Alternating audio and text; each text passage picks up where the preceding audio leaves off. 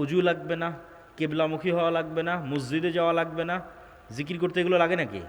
কিচ্ছু লাগবে না। শুধু মানুষের গীবত অপবাদ নিন্দা করিয়েন না, অপ্রয়োজনীয় কথা বলিয়েন না, জিহ্বাটা বন্ধ রাখেন আর বলতে থাকেন লা ইলাহা ইল্লাল্লাহু ওয়াহদাহু লা শারীকা লাহু লাহুল মুলকু ওয়া লাহুল হামদু ওয়া হুয়া আলা কুল্লি শাইইন কাদির। লা ইলাহা ইল্লাল্লাহ লা হাওলা ওয়ালা কুওয়াতা ইল্লা বিল্লাহ সুবহানাল্লাহি ওয়া বিহামদিহি সুবহানাল্লাহিল আযীম। মুখের উপর চড়িয়ে নেন এই কথাগুলোকে। আস্তাগফিরুল্লাহ আল্লাযী লা ইলাহা ইল্লা হুয়াল হাইয়ুল কাইয়্যুম ওয়া আতুবু ইলাইহি। সবচেয়ে সহজ ইবাদত, যা দিয়ে বেশি দ্রুত মানুষ জান্নাতে যাবে। জিহ্বা থাকবে বন্ধ, মানে মানুষের সাথে কাজে ব্যবহার হবে না, আর জিকিরে থাকবে ব্যস্ত রব্বুল আলামিনের। তাহলে একে তো শয়তানের রাস্তা কিন্তু বন্ধ হয়ে গেছে। ও তো আপনাকে দিয়ে জেনা করাতে পারবে না, হত্যা করাতে পারবে না, করাতে পারবে কি? জিহ্বা দিয়ে জাহান্নামে নিয়ে যাবে। ওটা তো বন্ধ, ওটা তো আপনি বন্ধ করে দিয়েছেন। পাশাপাশি এটাকে কাজে লাগে আপনি সহজে জান্নাতে চলে যাচ্ছেন। বলেন আল্লাহু আকবার। তাহলে সামনে শাবান, এখন আমরা শাবান, সামনে রমাজান। সিয়াম মানে নির্বাচনের মধ্যে অবস্থান করতেছেন। সিয়াম মানে শুধু পেটের সিয়াম বা লজ্জাস্থানের সিয়াম নয়, জিহ্বার, চোখের, কানের সবগুলোর সিয়াম পালন করতে হবে। না হলে শুধু না খেয়ে থাকা হবে, নেকি অর্জন হবে না। এগুলোর পিছনে অসংখ্য হাদিস আছে। শাবানে কেন সিয়াম রাখবেন? যে শাবানকে গুরুত্ব দিতে পারবে ও রমাজানকে গুরুত্ব দিতে পারবে। একটা মুসল্লি যখন দৌড়ে জামাতে অংশগ্রহণ করে, কোনো মতে একটা রাকাত পায়, তারপরে ঠক ঠক করে বাকি 3 রাকাতে সিজদা দিয়ে দৌড়ে কারাগার থেকে মুক্তি পাওয়া ব্যক্তির মতো মসজিদ থেকে বের হয়ে আসে, এই ব্যক্তি কি সালাতে কোনো আনন্দ পেতে পারে? কখনোই নয়। তো এই রকম হঠাৎ সালাত উপস্থিত হলো আর হঠাৎ সালাত বিদায় নিল, এই সালাতে কোনো আনন্দ নাই। হঠাৎ একদিন সকালে ঘুম থেকে উঠে শুনছি আজকে রমজান, এই রমজানকে আপনি মূল্যায়ন করতে পারবেন না। এই রমজানে আপনি তারাবি আদায় করতে পারবেন না। এই রমজানে আপনি কোরআন পড়ে শেষ করতে পারবেন না তেলাওয়াত করে। এই রমজানে আপনি দান জাকাত বের করতে পারবেন না। লাইলাতুল কদরকে মূল্যায়ন করতে পারবেন না। আর যখন আপনার ব্রেন 1 মাস আগে থেকে সাইকোলজিক্যালি, মেন্টালি প্রিপেয়ার হচ্ছে যে আমি শাবানে সিয়াম আছি, কেন? সামনে কি আসতেছে বলেন তো? একটু জোরে বলেন, সামনে কি আসতেছে? রমাজান। ব্রেনে সিগন্যাল যাচ্ছে প্রতিদিন। যতদিন সিয়াম আছেন শাবানে, প্রতিদিন ব্রেনে সিগন্যাল যাচ্ছে শাবানের পরই রমজান, শাবানের পরই রমজান। ব্রেন কিন্তু মেন্টালি প্রিপেয়ার হচ্ছে। এই রমাজান আপনার পূর্ব প্রস্তুত অবস্থায় আসবে। এই রমাজানে আপনি সিয়াম রেখে মজা পাবেন। এই রমাজানে আপনি প্ল্যান করে তারাবির সালাত আদায় করতে পারবেন। এই রমাজানে প্ল্যান করে পুরো কোরআন পড়ে শেষ করতে পারবেন পুরো রমাজানে। এই রমাজানে লাইলাতুল কদর জাগতে পারবেন। এই রমাজানে এতেকাফ করতে পারবেন। এই রমাজানে দান এবং জাকাত বের করে সম্পদকেও পবিত্র করতে পারবেন। এক রমাজান কত বড় মহা নিয়ামত! এই নিয়ামতকে মূল্যায়ন করার জন্য প্রস্তুতি 1 মাস আগে থেকেই লাগবে। এই জন্য শাবানে সিয়াম পালন করে ব্রেনকে আগে থেকেই প্রস্তুত করতে হবে। শাবানে সিয়াম পালন করতে রাজি আছেন? সবাই অন্তর থেকে নিয়ত করে শক্তভাবে বলেন যে ইনশাআল্লাহ। আল্লাহ সুবহানাহু ওয়া তাআলা আমাদের কবুল করুক, বলেন আল্লাহুম্মা আমিন। একদিন যে সিয়াম পালন করলো আল্লাহর সন্তুষ্টির জন্য, আল্লাহ তার চেহারাকে দূরে সরিয়ে দিবে। কোনো রিওয়ায়াতে 70, কোনো রিওয়ায়াতে 100, কোনো রিওয়ায়াতে আসমান এবং জমিনের দূরত্ব পরিমাণ জাহান্নাম থেকে। আল্লাহু আকবার। সকল নেকির, সকল ইবাদতের নেকি পূর্ব নির্ধারিত, সিয়ামের নেকি পূর্ব নির্ধারিত নয়। আল্লাহ বলছেন আস-সাওমু লি ওয়া আনা আজজি বিহি। সিয়াম যেহেতু আমার জন্য খাস, এর নেকিও আমিই দিব। আল্লাহু আকবার। প্রত্যেকটা ইবাদতকারীর জন্য বিশেষ সম্মানার্থে দরজা থাকবে জান্নাতে। একজন মাত্র ব্যক্তি যাকে সকল দরজা থেকে ডাকা হবে, তিনি আবু বকর রাদিয়াল্লাহু তাআলা আনহু। আল্লাহু আকবার। সিয়াম পালনকারীর দরজার নাম আর রাইয়ান। এটা সিয়াম পালনকারীর সম্মান, বিশেষ মর্যাদা। তার জন্য একটা আলাদা দরজা তৈরি করা হয়েছে, প্রোটোকল, বিশেষ প্রোটোকল। জান্নাতে একটা আলাদা দরজা তৈরি করা হয়েছে, যেই দরজা দিয়ে সিয়াম পালনকারীদের ডাকা হবে, বিশেষ প্রোটোকল। বাইতুল্লাহর নিসবাত আল্লাহর দিকে, কাবার নিসবাত আল্লাহর দিকে। কাবা ঘরের মধ্যে কি আল্লাহ সুবহানাহু ওয়া তাআলা থাকেন? সত্তাগতভাবে থাকেন? থাকেন না। আল্লাহ সুবহানাহু ওয়া তাআলা আছেন 7 আসমানের উপরে, আরশের উপরে। তাহলে কেন বলা হয় কাবা আল্লাহর ঘর? এটা সম্মান। কাবাকে সম্মান দেওয়া হচ্ছে, যে কাবাকে বলা হচ্ছে কার ঘর?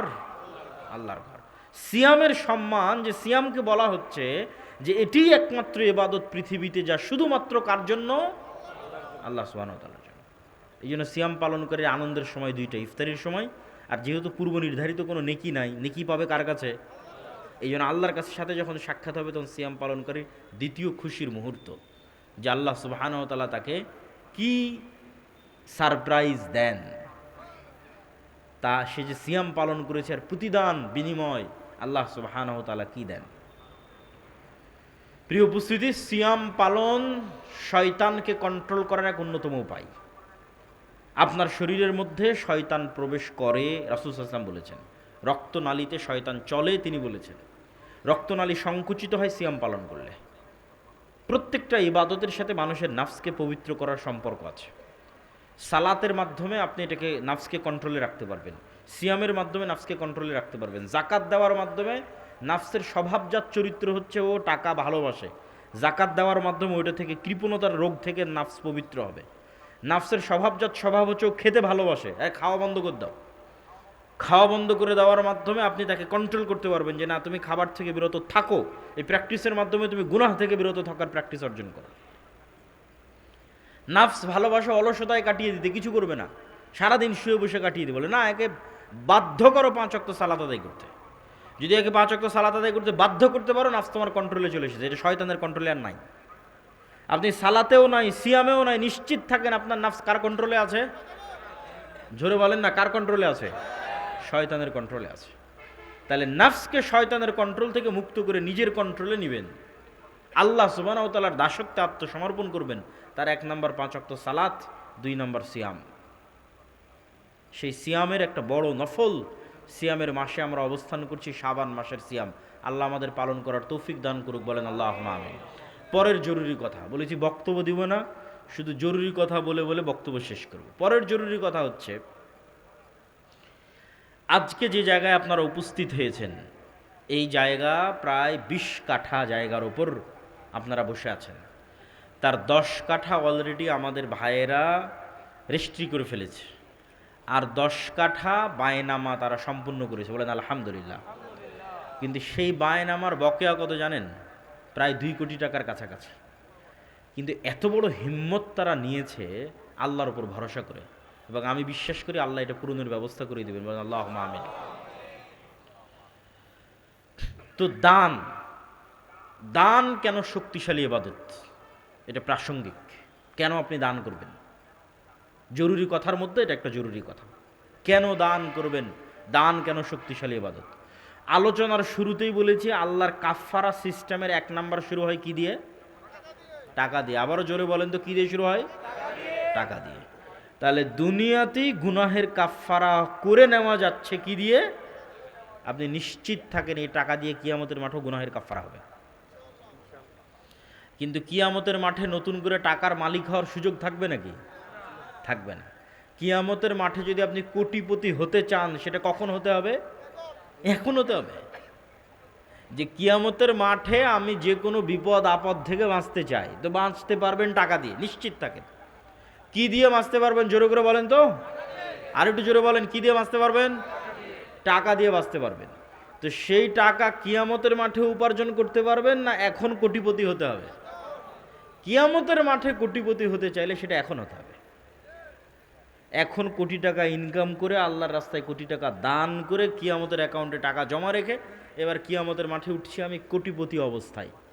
তাহলে এখন কত গুনাহের কাফফারা, আর কত মানুষের হক নষ্ট, আর কত ইবাদতের কমতি, সবগুলো দান দিয়ে পূরণ করা সম্ভব। সবগুলো দান দিয়ে পূরণ করা সম্ভব।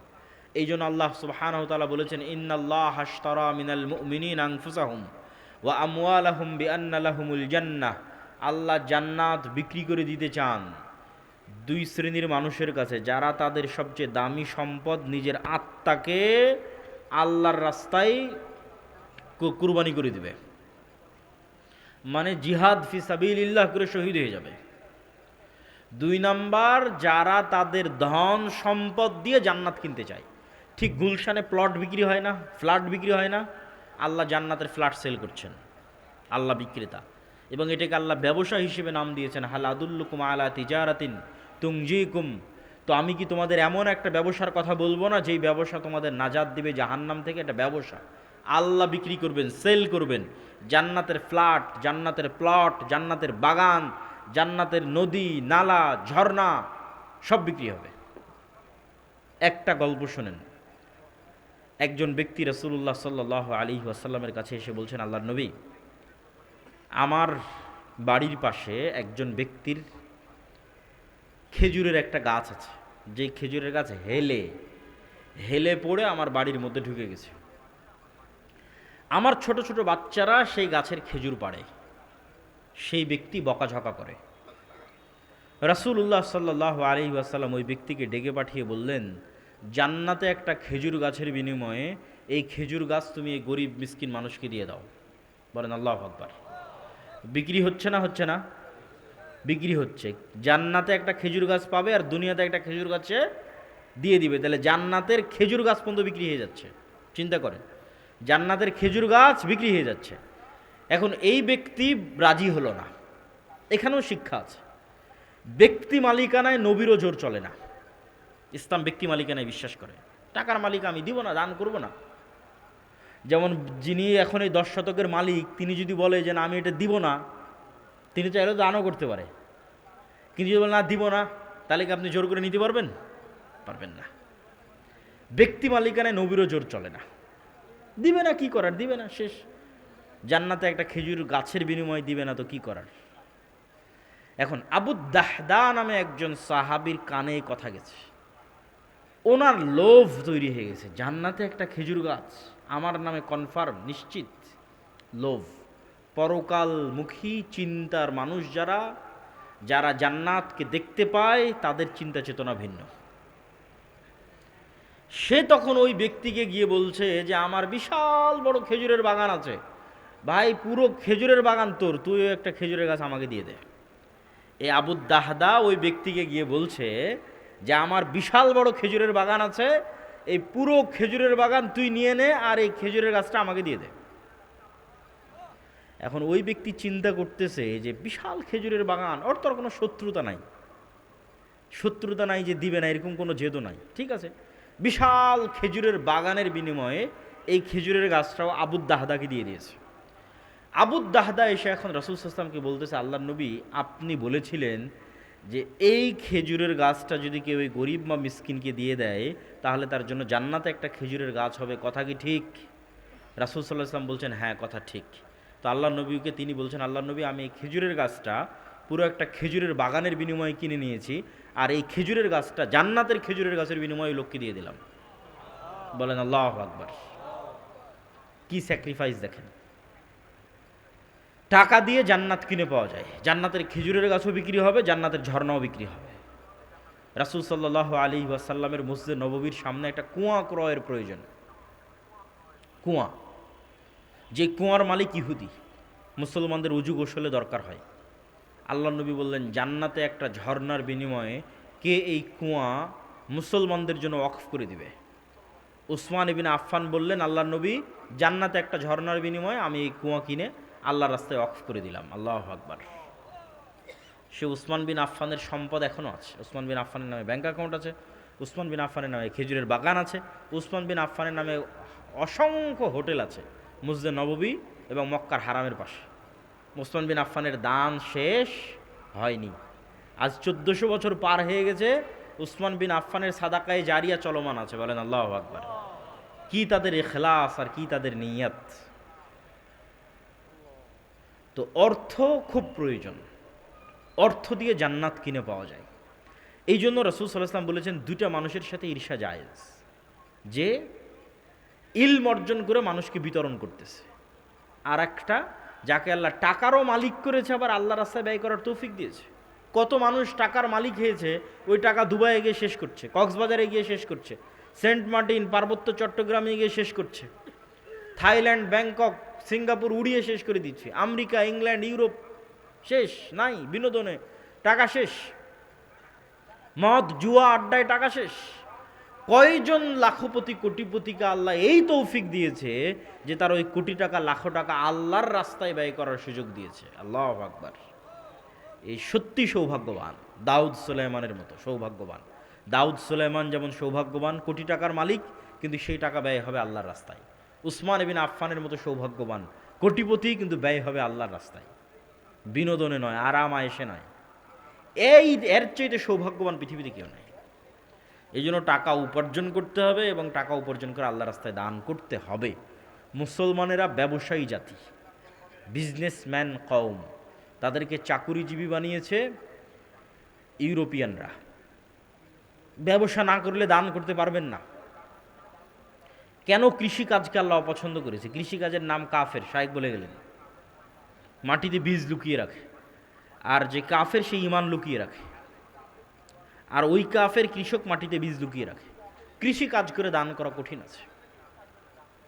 দান করতে হলে ব্যবসায়ী করতে হবে। এই জন্য রাসূলুল্লাহ সাল্লাল্লাহু আলাইহি ওয়াসাল্লাম বলেছেন, আত-তাজির আস-সাদুক আল আমিন, সত্যবাদী আমানতদার ব্যবসায়ী কিয়ামতের মাঠে নবী রাসূলদের সাথে থাকবে।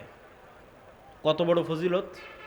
সত্যবাদী আমানতদার ব্যবসায়ী কিয়ামতের মাঠে কাদের সাথে থাকবে? নবী রাসূলদের সাথে থাকবে। এই জন্য ব্যবসা করে টাকা উপার্জন করে আল্লাহর রাস্তায় দান করতেই হবে। একটা টাকাও যদি হালাল উপায়ে ইনকাম করা যায়, ওটা আল্লাহর দয়া, রহমত। বস্তুবাদী চিন্তাধারায় আপনি একটা টাকা উপার্জন করবেন, এটা শুধু ওই টাকাটাই উপার্জন করছেন, যে আমার 500 টাকা দরকার, এটা বস্তুবাদী চিন্তাধারা। আর ইসলামে আমি 500 টাকা উপার্জন করতে যাচ্ছি না, আমি আল্লাহর দয়া, আল্লাহর রহমত উপার্জন করতে যাচ্ছি। প্রথম জরুরি কথা, আমরা এখন কোন মাসে আছি? এটা সবাই বলেন দেখি, কোন মাসে আছে? শাবান মাসে আছে।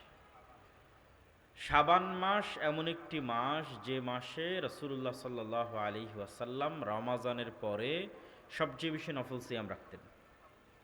আমার ধারণা আজকে এখানে যারা উপস্থিত আছেন তাদের অনেকেই আজকে সিয়াম ছিলেন, আমার ধারণা যদি ভুল না হয়। আর যদি না থেকে থাকেন তাহলে আগামীকাল থেকে থাকবেন, বলেন ইনশাআল্লাহ। রাসূলুল্লাহ সাল্লাল্লাহু আলাইহি ওয়াসাল্লাম বলেন, যে মাসে সারা বছরের আমলনামা আল্লাহর নিকটে পেশ করা হয় সে মাসের নাম কি? শাবান মাস। আর আমি ভালোবাসি যে আমার আমলনামা এমন অবস্থায় আল্লাহর সামনে পেশ করা হবে যখন আমি সিয়াম অবস্থায় আছি।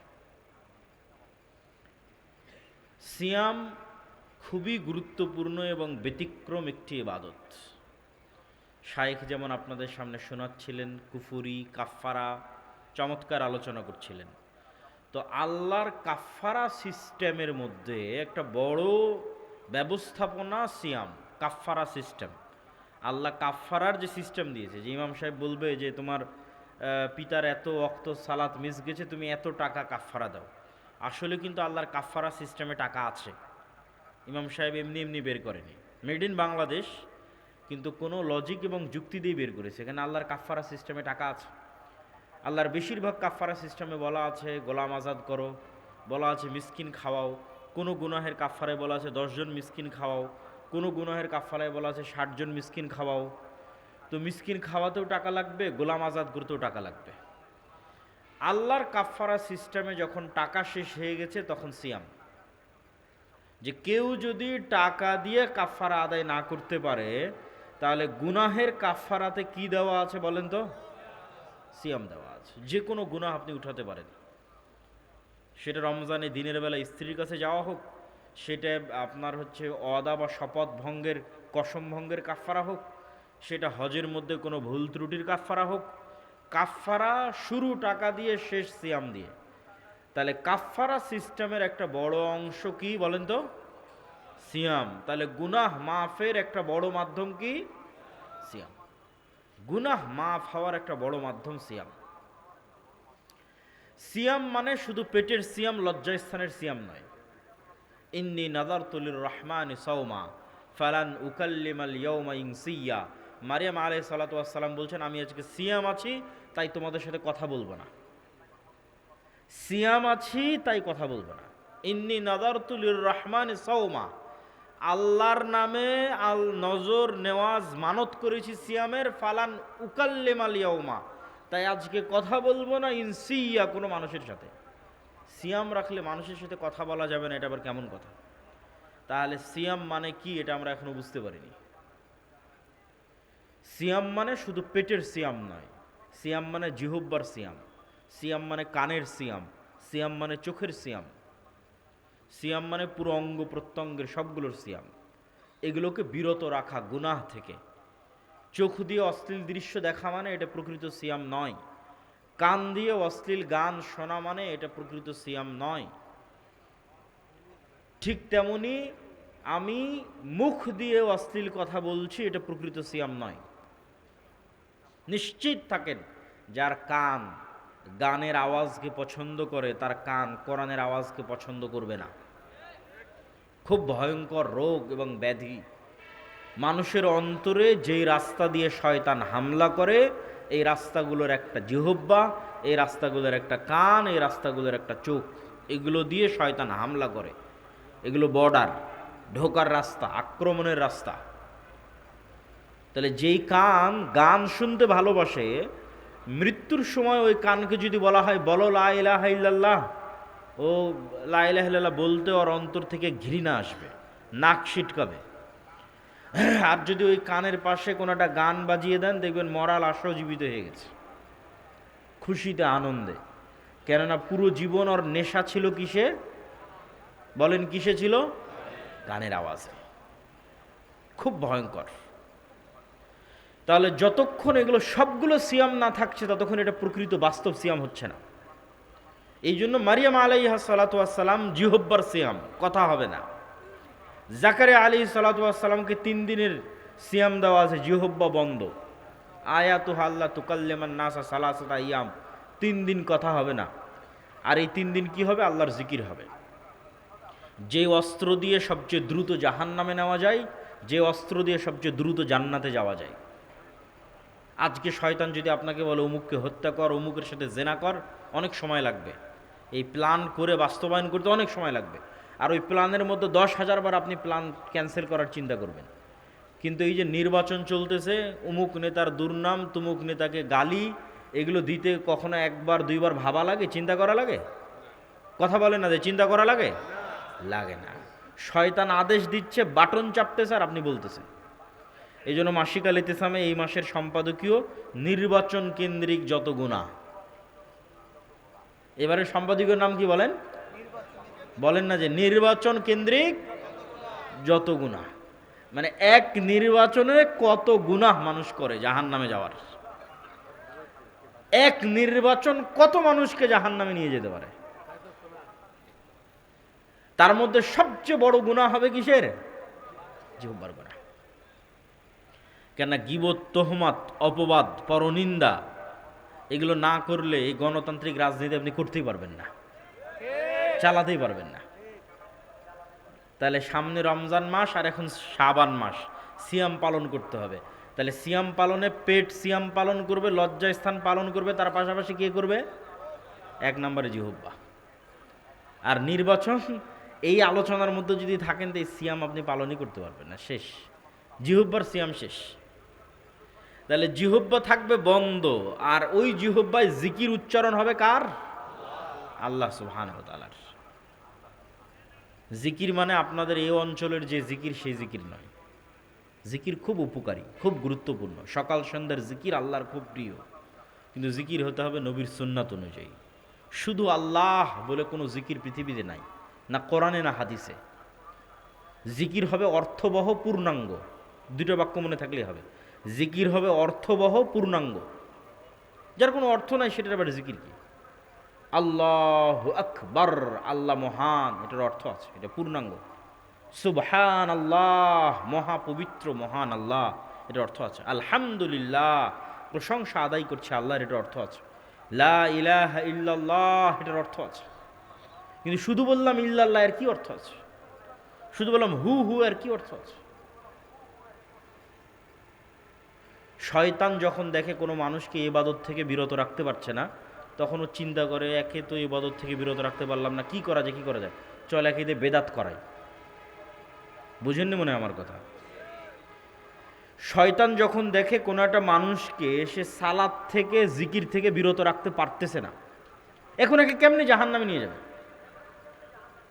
একটাই রাস্তা আছে, যেহেতু আর জিকিরের প্রতি প্রচুর আগ্রহ, তো ওর হাতে এমন জিকির ধরায় দাও যেটা বেদাত, তাহলে তো জাহান্নামে চলে গেল।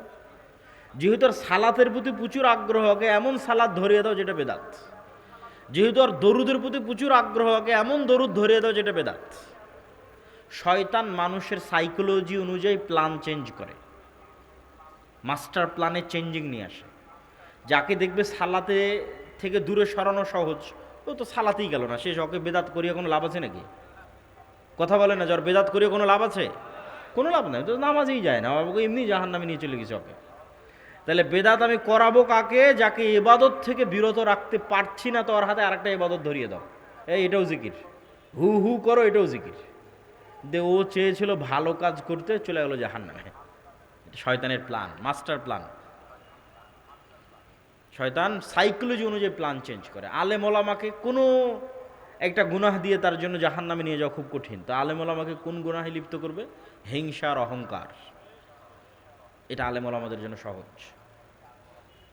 যাই আপনি দেখেন, অমুক আপনার বিরুদ্ধে এটা বলেছে, আপনার বিরুদ্ধে অমুক এটা বলেছে, শুরু হয়ে গেল। তাহলে শয়তান মাস্টার প্ল্যান চেঞ্জ করে সাইকোলজি অনুযায়ী। তাহলে শয়তানের প্ল্যানে সবচেয়ে দ্রুত জাহান্নামে নিয়ে যাওয়া যায় কোন অস্ত্র দিয়ে? জিহ্বা দিয়ে। আর আপনিও সবচেয়ে দ্রুত জান্নাতে চলে যাবেন কোন অস্ত্র দিয়ে? জিহ্বা দিয়ে। এই কনসেপ্টে আগাতে হবে। থাকবেন অল্পে তুষ্ট, কিন্তু ইনকাম করতে হবে সর্বোচ্চ আল্লাহ রাস্তায় দান করার জন্য। অল্পে তুষ্ট মানে বিলাসী নয়, অপচয়কারী নয়। যেটা আমি আমার আর এক বক্তব্যে বলেছি, ধনী হতে চাইলে বিলাসী অপচয় করা যাবে না। পোর ড্যাড এবং রিচ ড্যাড বইয়ের লেখক এটাই বলেছেন, যে রিচ মাইন্ড সেট আপ আর পোর মাইন্ড সেট আপ কী। দিলাম 50 লক্ষ টাকা আজকে আপনাদের সবাইকে। গরিবকে, যে 50 লক্ষ টাকা নিয়ে গিয়ে মনে করবে যে আমি একটা দামি 3 পিস নিব, দামি পাঞ্জাবি নিব, দামি জুতা নিব, দামি গাড়ি নিব, এ গরিব, আজীবন গরিব থাকবে। আর যে 50 লক্ষ টাকা নিয়ে গিয়ে বলবে যে আমার ছেঁড়া পাঞ্জাবি আছে, পাঞ্জাবি ছেঁড়াই থাক, আমার জুতা ময়লা আছে, ময়লাই থাক, এই 50 লক্ষ টাকা এমন জায়গায় ইনভেস্ট করব যেখান থেকে আবার টাকা ইনকাম হবে। এখন যে নিয়ে গিয়ে গাড়ি কিনলো, গাড়িতে তো তেল খরচ হবে, টাকার খরচ তো আরও বেড়ে গেল। আর যে 50 লক্ষ টাকা নিয়ে গিয়ে এমন জায়গায় ইনভেস্ট করলো যেখান থেকে টাকা বের হবে, ধনী কোনো না কোনো দিন ধনী হবেই। তাহলে অল্পে তুষ্ট মানে ওই যে বিলাসিতা, বিলাসিতা মুক্ত। তো যাক, আমি আমার আলোচনার মূল কথায় আসি। জরুরি আলোচনা করতে করতে বলেছি আলোচনা শেষ হয়ে যাবে। একটা জরুরি আলোচনা শেষ করলাম, সাবান। 2 নম্বর জরুরি আলোচনা হচ্ছে দান অত্যন্ত পাওয়ারফুল ইবাদত। দান দিয়ে জান্নাতে ফ্ল্যাট কিনতে পাওয়া যাবে, দান দিয়ে জান্নাতে ঝর্ণা কিনতে পাওয়া যাবে, দান দিয়ে জান্নাতে গাছ কিনতে পাওয়া যাবে, দান দিয়ে জান্নাতে ঘর কিনতে পাওয়া যাবে, দান দিয়ে জান্নাতে বাড়ি, প্যালেস, বিল্ডিং কিনতে পাওয়া যাবে। আজকে আপনারা যেই মাটির উপর বসে আছেন, এই মাটির বকেয়া 2 কোটি টাকা। প্রথমত আমরা এখন বৈঠকি দানে অংশগ্রহণ করব। দ্বিতীয়ত, যার পক্ষে যেভাবে সম্ভব, কুমিল্লা অঞ্চলের যত মানুষ প্রবাসে আছেন সবার প্রতি যত আহ্বান থাকবে, আপনারা হোয়াটসঅ্যাপ গ্রুপের মাধ্যমে একত্রিত হয়ে, আমেরিকা হন, ইউরোপ হন, সৌদি, দুবাই, কুয়েত, কাতার, বাহরাইন, যে যেখানে আছেন, হোয়াটসঅ্যাপ গ্রুপের মাধ্যমে একত্রিত হয়ে ভাইয়েরা যে পার স্কোয়ার ফিট কত টাকা যেন নির্ধারণ করেছেন, 2500 টাকা সর্বনিম্ন, 2500 টাকা, এবং সর্বোচ্চ যতদূর সম্ভব তারা 6 থেকে 7 মাস সময় নিয়েছে। সামনে রমজান আসতেছে, এই রমজানকে সামনে রেখে এই টাকা কুমিল্লার মানুষকে আদায় করতেই হবে, বলেন ইনশাআল্লাহ। এই কুমিল্লার কোটবাড়ির ভাইয়েরা অনেক স্বপ্ন করে মেইন রোডের পাশে জামিয়া সালাফিয়া গড়ার স্বপ্ন দেখেছে। আমরা আমাদের জীবদ্দশায়, শায়েখ আব্দুর রাজ্জাক বিন ইউসুফের জীবদ্দশায় এত দামি জমি কেউ জামিয়া সালাফিয়াকে দেয়নি। কুমিল্লার মানুষ যত দামি দামি জমি জামিয়া সালাফিয়াকে দিয়েছে। আল্লাহ কুমিল্লার মানুষকে কবুল করুক, বলেন আল্লাহুম্মা আমিন। তাই এই বাকি কাজটুকু আর আপনারা অধুরা রাখবেন কেন? তাই কুমিল্লার যে যেখানে আছেন সমগ্র কুমিল্লাবাসীর প্রতি দত্ত আহ্বান, এই 2 কোটি টাকা পূরণ করতেই হবে, বলেন ইনশাআল্লাহ। আর এখন বৈঠকি দানে সবাই একটু অংশগ্রহণ করি। ভাইয়েরা কি যাবেন ভিতরে? লোকজন আছে যাওয়ার মতো? আমরা সবাই যারা স্টেজে আছি তারাও একটু অংশগ্রহণ করি বৈঠকি দানে। কেউ আমরা খালি হাতে যাব না। আর তারপরের জরুরি কথা কি? মাসিক আল ইতিসামের কথা বলেছি, এটা তো নিবেনি। আল্লাহর পথে যাত্রা, যা আলোচনা এবছরে বিভিন্ন বইয়ে বিভিন্ন জায়গায় করেছি। এই সিজনের শুরুতে আলোচনা করেছিলাম,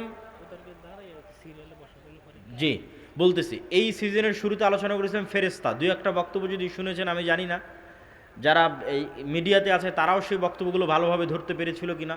ফেরেশতার উপর পুরো 1 ঘন্টা 1.5 ঘন্টার বক্তব্য আছে, শয়তানের উপর 1 ঘন্টা 1.5 ঘন্টার বক্তব্য আছে, রূহ নফসের উপর বক্তব্য আছে, সবগুলোই বই থেকেই বলা।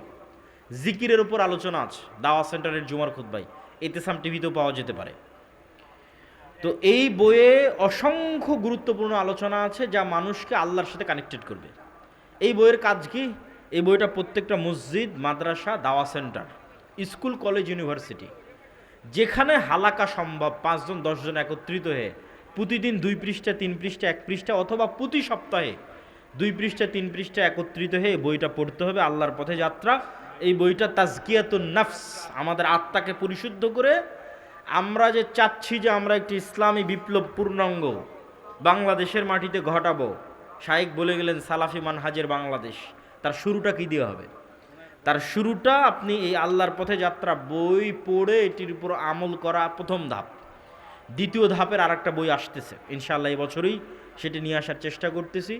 এই দুইটা প্রত্যেক ওই সমস্ত ব্যক্তির জন্য পড়া অপরিহার্য। এই দুইটা বই, একটা আল্লাহর পথে যাত্রা আর একটা আসবে এই বছরে, যারা চায় যে তারা পূর্ণাঙ্গ ইসলামের একটা বিজয়ের স্বপ্ন দেখে এবং সেই বিজয়ে অংশগ্রহণ করতে চায়, কি তার কাজ হবে, কি তার দায়িত্ব হবে, এটি নিয়ে বিস্তারিত আলোচনা করা আছে।